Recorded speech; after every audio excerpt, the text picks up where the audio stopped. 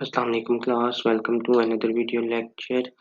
आज का जो हमारा लेक्चर होगा वो होगा about the proton and the neutron separation energy.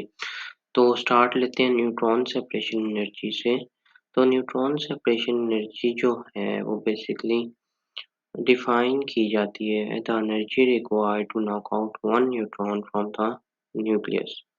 तो अगर मैं एक न्यूक्लियर रिएक्शन की बात करता हूँ और उस न्यूक्लियर रिएक्शन को इस तरह से बनाया जाए या इस तरह से सेटअप किया जाए कि उसमें से सिर्फ एक सिंगल न्यूट्रॉन जो है वो इमिट करवा दिया जाए, नॉकआउट करवा दिया जाए न्यूक्लियस से।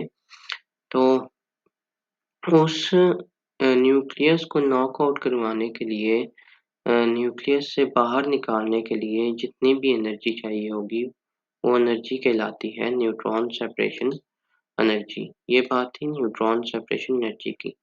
अच्छा, अब लास्ट लेक्चर में हमने देखा था कि बाइंडिंग एनर्जी का जो फ़ॉर्मूला है वो किस तरह से हम ड्राइव कर सकते हैं। इस लेक्चर में जो है वो हम वही फ़ॉर्मूला यूज़ करेंगे, लेकिन हम जो है ओरिजिनल न्यूक्लियाई जिससे कोई भी न्यूट्रॉन नॉकआउट नहीं करवाया गया, उसमें से जो जिस न्यूक्लियाइड से न्यूट्रॉन को नॉकआउट करवा दिया गया है, वो वाले न्यूट्रॉन्स की बाइंडिंग एनर्जी से माइनस करवाएँगे। जैसे आप लोग देख सकते हैं यहाँ पे Xn-1 Za-1 लिखा हुआ है। इसका मतलब है कि एक न्यूट्रॉन जो है वो लॉस हुआ है और उसकी वजह से एटॉमिक नंबर में भी एक न्यूट्रॉन की कमी आई है और एटॉमिक मास भी कम हुआ है। इसी तरह जो है वो अगर बाइंडिंग एनर्जी की मैं बात करता हूँ, तो बाइंडिंग एनर्जी जो ओरिजिनल न्यूक्लियाई है मेरे पास ये वाला, इसकी बाइंडिंग एनर्जी को से सब्ट्रैक्ट कर रहे हैं हम इस वाले न्यूक्लियाई की बाइंडिंग एनर्जी को, ठीक है? और फिर जब हमने अब न्यूट्रॉन सेपरेशन एनर्जी की क्योंकि इक्वेशन बनानी है, एक मैथमेटिकल फार्मूला बनाना है जिससे हम जो है वो डिफरेंट एलिमेंट्स की डिफरेंट न्यूक्लियाई की neutron separation energy find out कर सकें। तो सबसे पहले वाली जो टर्म आती है, ये ओरिजिनल वाली टर्म होगी जो हम बाइंडिंग एनर्जी के फार्मूला से लेके चल रहे हैं। ये एज़ इट इज़ लिख देनी है, ठीक है?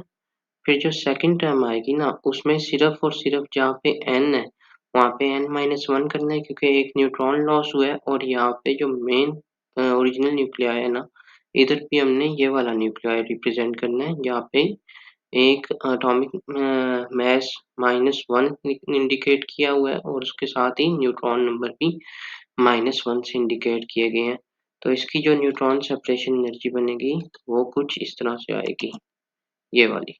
अब ये वाली टर्म्स हैं, ये basically ZmP plus n-1 m और उसके बाद m a-1 z xn-1 c square, ये सारी जो टर्म हो गई, ये बेसिकली इंडिकेट कर रही है अबाउट द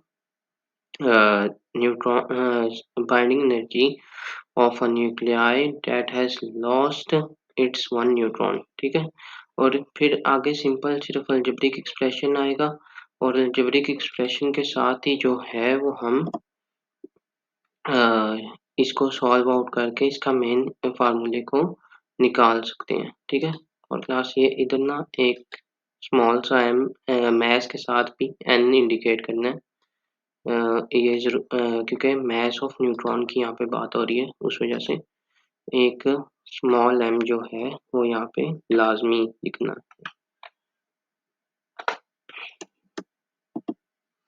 अच्छा, इसके बाद और बात कर लेते हैं प्रोटॉन सेपरेशन एनर्जी की। तो प्रोटॉन सेपरेशन एनर्जी जो है वो एनर्जी कहलाती है जो कि एक प्रोटॉन को नॉकआउट करने के लिए चाहिए होगी और इसका न्यूक्लियर रिएक्शन को जो जनरल इक्वेशन होती है उसको एग्जैक्ट उसी तरह से लिखते हैं, सिर्फ एटॉमिक मास और एटॉमिक नंबर में से एक प्रोटॉन की जो नेग्लेक्ट कर देते हैं, जो इसको हम -1 से इंडिकेट करते हैं, ठीक है? अच्छा, अब इसकी बाइंडिंग एनर्जी एग्ज़ैक्ट उसी तरह से फाइंड आउट होगी जैसे पहले वाले की थी न्यूट्रॉन के लिए, लेकिन यहाँ पे Z-1 आएगा और साथ जो ओरिजिनल न्यूक्लियाई होगा इसमें राइट साइड पे जो 2 चीज़ें जो ऊपर 2 रिएक्शन में चीज़ें चेंज की थी ना, वही नीचे भी वही चीज़ें चेंज होंगी। लेकिन एक चीज़ क्लास याद रखनी है आप लोगों ने कि जो मास होंगे ना, जैसे मास ऑफ प्रोटॉन है, मास ऑफ न्यूट्रॉन है, मास ऑफ रीजनल न्यूक्लियाई, मास को नहीं छेड़ना। बहुत से बच्चे मास में जेड के साथ एमपी लिखा होता है, MP-1 कर लेते हैं। वो चीज़ नहीं करनी, मास जो है वो सिमिलर रहेंगे, सिर्फ पार्टिकल की अमाउंट चेंज हो रही है, उसकी वजह से मास में फ़र्क आ रहा है। वैसे जो मास कांस्टेंट है, क्वांटाइज है, उस मास को नहीं छेड़ना। अच्छा, उसके बाद फिर बात कर लेते हैं हम सिंपल अलजेब्रिक इक्वेशन की।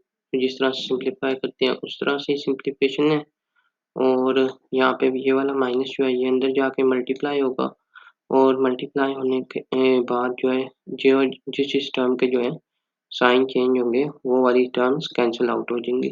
ठीक है, तो ये जो लास्ट इक्वेशन आई है मेरे पास प्रोटॉन सेपरेशन एनर्जी की है, और इस इक्वेशन का यूज़ करके जो है वो हम किसी भी न्यूक्लियाई की प्रोटॉन सेपरेशन एनर्जी को फाइंड आउट कर सकते हैं।